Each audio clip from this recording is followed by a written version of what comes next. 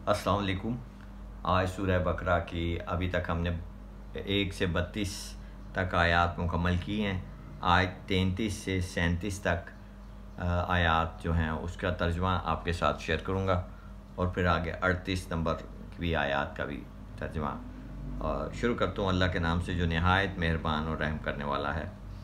33 number आयत में रब ताला फरमाते हैं, अल्लाह ताला ने हज़रत आदम अलैहिस्सलाम से फरमाया, है आदम अलैहिस्सलाम, इन फरिश्तों को इन अशिया के नाम बता दो।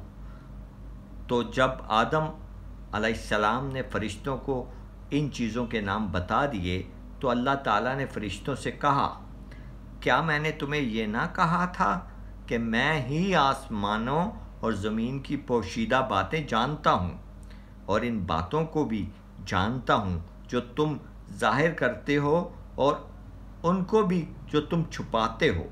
आयत नंबर 34। और वो वक्त भी याद करो जब हमने फरिश्तों से कहा कि आदम अलैहिस्सलाम को सजदा करो तो सवाए अबलीस के सब फरिश्तों ने उसे सजदा किया। अबलीस ने इस हुक्म इलाही को तस्लीम न किया और घुमंड में आ गया और काफरों में शामिल हो गया।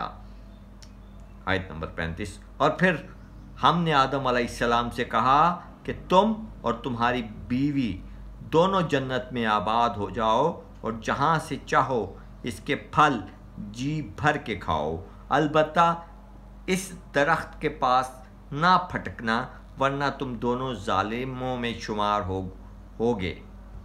आयत नंबर 36। आखिरकार शैतान ने इसी दरख्त की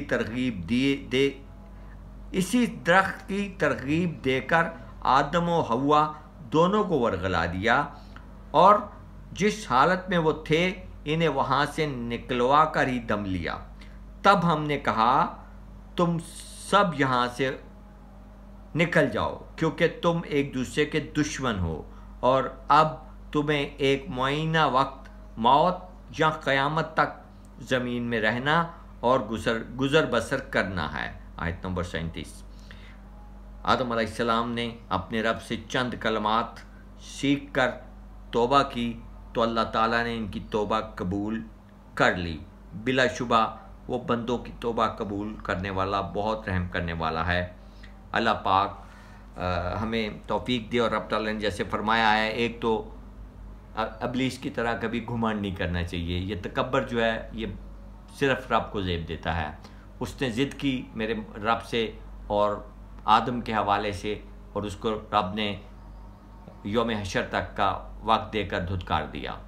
अल्लाह पाक हमें तौफीक दे कि हम अल्लाह के अहकामात को समझें और फ़हम और फ़रासत के साथ और उस पर अमल करने की तौफीक दे। अल्लाह पाक हमें ज़िंदगी गुजारने का तरीका सलीका और करीना अता फ़रमाए। आमीन।